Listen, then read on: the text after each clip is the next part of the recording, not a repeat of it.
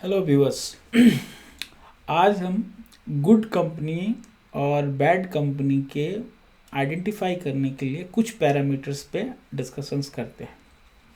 अब आपके अनुसार गुड कंपनी कौन से हो सकते हैं, या किसी कंपनी को आप गुड किस बेसिस पे कर सकते हैं? तो गुड कहने के पीछे जो कुछ स्टैंडर्ड मेंटेन किए हुए हैं वो उनमें से ये हैं कि सबसे पहले उनका प्रमोटर या उनका मैनेजमेंट कैसा है, उनका कोई बैक मतलब रिपोर्ट या रिकॉर्ड में ऐसा कोई तो नहीं है जो करप्शन या किसी भी इलीगल मतलब किसी भी वर्क में उनका इनकॉर्पोरेशंस हो, प्लस उनका जो प्रोडक्ट है, उनका जो सर्विसेज है वो मार्केट में काफ़ी मतलब रिलायबल और काफ़ी एक्सेप्टेबल है।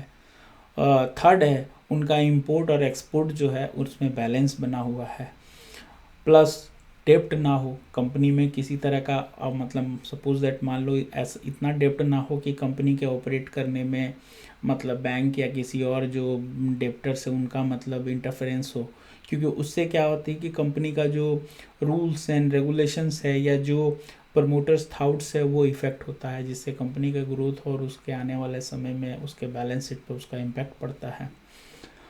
Financial status, profit and loss and cash flow, ये मोस्ट इम्पॉर्टेंट और सबसे ज़्यादा मतलब सबसे पहला नज़र जो किसी भी बिजनेस के लिए मतलब हम लोग समझते हैं वो यही है, क्योंकि इसी से पता चलता है कि उसकी कंपनी की स्टेटस क्या है एक्चुअली में, वो उसका उनका जो काम करने का तरीका है वो किस प्रोसेस या फॉलो करते हैं, क्योंकि इससे हमें पता चलता है कि कंपनी एक्चुअली में फाइनेंशियली या उनका कोर जो मैनेजमेंट है उन चीज़ों को कैसे मैनेज करता है।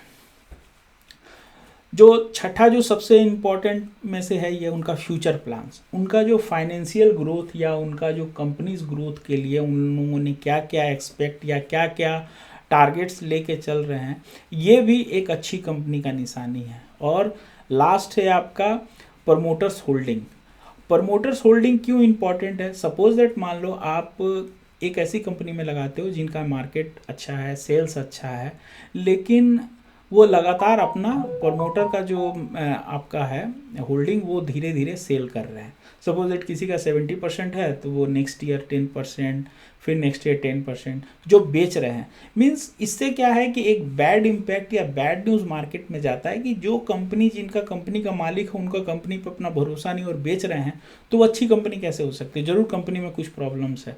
तो प्रमोटर होल्डिंग्स भी एक अच्छे कंपनी को पहचानने का एक बहुत इम्पॉर्टेंट और आसान तरीका है कि हम पहचान सकते हैं कि भाई अच्छी कंपनी है, क्योंकि जो प्रमोटर्स अपने कंपनी का जो प्रमोटरशिप है वो उसको होल्ड डाउन करके रख रहे हैं, मीन्स उनको ट्रस्ट है, उनको फेथ है कि भाई मेरी कंपनी अच्छी है और आने वाले समय में भी अच्छा काम करेगी। तो ये एक बहुत इंपॉर्टेंट और बहुत ज़रूरी चीज़ है कि प्रमोटर्स अपना होल्डिंग के ऊपर काफ़ी मतलब ट्रस्ट करें, मतलब कंपनी के फ्यूचर्स और कंपनी के आने वाले समय को देखते हुए कंपनी अपने जो भी प्रमोटर्स का होल्डिंग है उसको होल्ड करे।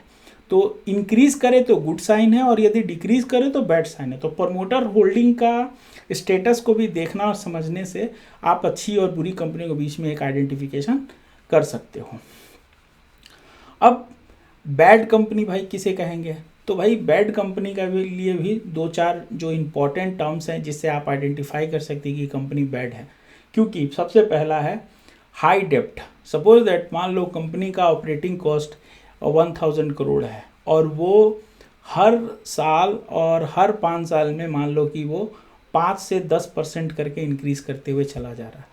तो ये हाई डेप्ट जो होगा ना उनका ऑपरेटिंग कॉस्ट को बढ़ाएगा और उनका जो रिटर्न ऑफ इक्विटी जो है वो आपका माइनस करता चला जाएगा। तो जब कंपनियां धीरे धीरे मान लो कि अपना प्रॉफिट डिक्रीज करेंगी ना, तो एक समय ऐसा आएगा जहाँ पे जाके उनका प्रॉफिट जो है ना नेगेटिव में आना शुरू हो जाएगा, और जब नेगेटिव में आना शुरू होगा ना तो आपका रेवेन्यू उसका नेगेटिव होने लगेगा। तो ऐसी कंपनियों का फ्यूचर आप देखोगे ना 5 साल 10 साल के बाद वो मोर एंड लेस वो मतलब क्या है कि वो मार्केट से आउट ही हो जाती हैं, उनका फाइनेंशियल क्राइसिस शुरू हो जाता है। तो ऐसी कंपनियों से हमें बचना चाहिए। सेकंड है प्रमोटर्स के शेयर का प्लेजिंग होना। सपोज दैट मान लो कि किसी कंपनी के प्रमोटर के पास मान लो 60% शेयर आपका है और 40% रिटेलर इन्वेस्टर के पास है। तो 60% में कंपनी ने डेब्ट उठाने के लिए क्या किया हुआ कि अपने एसेट्स के बजाय अपने शेयर को ही आपका वो प्लेस कर दिया है। तो प्लेस करने से इम्पैक्ट क्या पड़ता है कि यदि मान लो कि उनका प्लेजिंग जो है उनके ऑपरेटिंग कॉस्ट से ज़्यादा रहेगा, तो वो क्या होगा कि जो मतलब शेयर आपको दिए हैं, शेयर के अगेंस्ट में जो लोन दिए हैं, उनका मतलब कंपनी में इंटरफेरेंस बढ़ जाएगा। इससे होगा क्या कि प्रमोटर मतलब इंडिपेंडेंटली अपना डिसीजंस नहीं ले पाएंगे, जिसका इम्पैक्ट ये होगा कि आने वाले समय में धीरे धीरे उसका जो है कंपनी का जो मतलब ग्रोथ है या उनका जो फ्यूचर प्लान्स है या डेडलाइंस है जो वो टारगेट्स लेके उसको अचीव नहीं करेंगे। तो धीरे धीरे वैसी कंपनियां भी जिनमें प्रोमोटर्स से शेयर का प्लेजिंग रहता है, वो कंपनियां डिस्टर्ब होती हैं और उनके आने वाला समय में धीरे धीरे क्वार्टर वाइज जाके देखोगे आप तो उनका रिजल्ट्स जो है नेगेटिव की ओर जाता है। तो ऐसी कंपनियों को आप मान के चलो कि वो आज नहीं तो कल वो माइनस में ही जाएंगी। तो ऐसी कंपनियों से भी हमें दूर रहना चाहिए। थर्ड है 52 लो कंपनियां। अब सपोज दैट हर कंपनी का एक ग्रोथ रेट होता है जिसको हम ईयर वाइज कैलकुलेट करते हैं। तो सपोज दैट मान लो किसी कंपनी का ग्रोथ, मान लो कि शेयर प्राइस जो सपोज दैट है कि 100 रुपया है और विद इन ईयर 100 रुपया से आपका वो घट के आ गया आपका 50 रुपीज़ आ गया, ठीक है। तो ये बात आप हमेशा कैलकुलेट करके देखो कि वो कंपनियां जो अपने एक साल में ही उनका प्राइसिंग जो 50% या 100% से ऊपर हाई एंड लो बना रही हैं, तो इन कंपनियों में वॉलेटिलिटी बहुत ज़्यादा रहता है। तो ऐसे कंपनियों से हमें थोड़ा बच के रहना चाहिए, क्योंकि देखो आप ये चीज़ गौर करोगे कि मतलब ये चीज़ें इसलिए इम्पैक्ट करती है क्योंकि हाई वॉलेटिलिटी वाले स्टॉक्स में आपको ट्रैप होने का चांसेस है। कभी कभी ऐसा भी होता है कि जैसे कि कंपनियां बढ़ रही हैं और आपको लगता है अरे हाँ यार ये तो बहुत बढ़ेंगी, चलो इसमें पैसा इन्वेस्ट कर देते हैं। बट आप देखोगे जैसे ही आप पैसा इन्वेस्ट किए वो कंपनियां तड़ाक करके नीचे आ गई, उनका रेट आपका मतलब आपके रेट को क्रॉस करते हुए इतनी नीचे आ गई कि आप पैसा जितना आप लगाए हो उसका 40-50% मतलब समझ लो इन्वेस्टमेंट आपका इरोड हो गया, आपका ख़त्म हो गया, गल गया।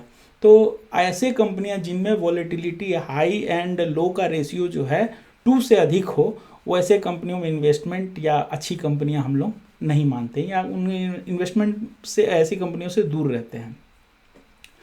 प्लस आपका डिक्लाइन सेल्स ग्रोथ भी एक बैड कंपनी की पहचान है, क्योंकि ऐसी कंपनियों क्या होती हैं कि जिनका सेल्स जो है जो आपका ग्रोथ है ईयर वाइज बढ़ने के बजाय ईयर वाइज वो घट रहा।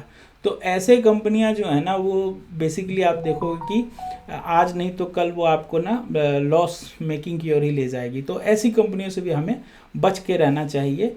तो ये कुछ आइडेंटिफिकेशन है या ऐसे टर्म्स हैं जिससे आप पता लगा सकते हो कि ये कंपनियां गुड हैं और बैड, और इससे आप बेहतर तरीके से स्टॉक के किसी भी स्टॉक सेक्टर्स में या स्टॉक्स पे आप एंट्री ले सकते हो। तो ठीक है, मिलते हैं फिर नेक्स्ट टॉपिक्स पे नेक्स्ट वीडियो पे। Okay bye.